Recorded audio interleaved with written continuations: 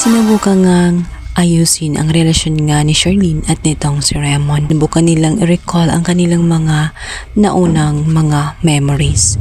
Ngunit tela wala nang saysay ang lahat dahil paulit-ulit lang nilang inuungkat ang mga nakaraan kung saan sinisisi pa nga ni Raymond itong si Charlene.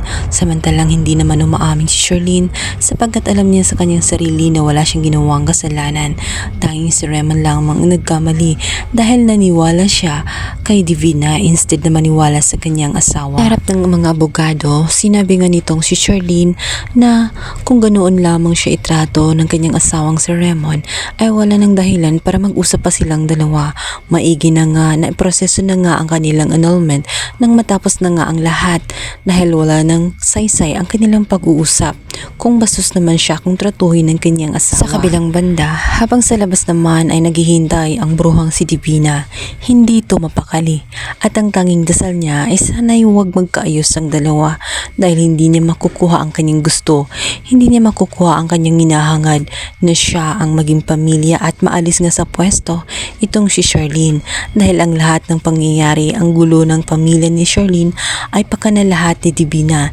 Lahat ay pinaplano niya para lamang makuha ang kanyang gusto. Nagkaroon ng konting break dahil sa argumento na nangyari sa mag-asawa at lumabas nga itong si Raymond. Bigla na lamang may tumawag sa kanya, isang kaibigan ni Libby na labis na nag-aalala sapagkat nawala nga itong si Libby at nakita nito na hindi ito nasa ayos na kalagayan.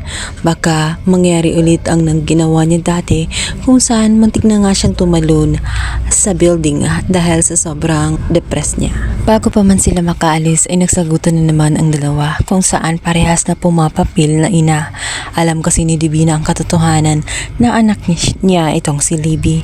Talagang sasabihan niya itong si Charlene na ginawa na niya ang dapat na gawin. Hindi na uulitin pa. Kaya naman sinupalpal siya nitong si Charlene dahil alam ni Charlene siya ay outsider. Siya ang kinikilalang ina ni Libby. Kaya naman kahit anong gawin niya ay wala pa ring rason na diktahan itong si Charlene kung ano ang dapat niyang gawin sa paghahanap ng kanyang anak. Nagsaya man itong si Divina sapagkat sa kanya nagpaakay ang kanyang anak na si Libby. Sa kabilang banda, nasaktan ng husto naman itong si Charlene dahil pakiramdam niya na wala na nga sa kanyang lahat. Sinulot na nga lahat ni Divina, ngunit hindi siya magpapakampante dahil sa kalasingan nga ni Libby ay masasabi niya ang katotohanan dito nga kay Princess.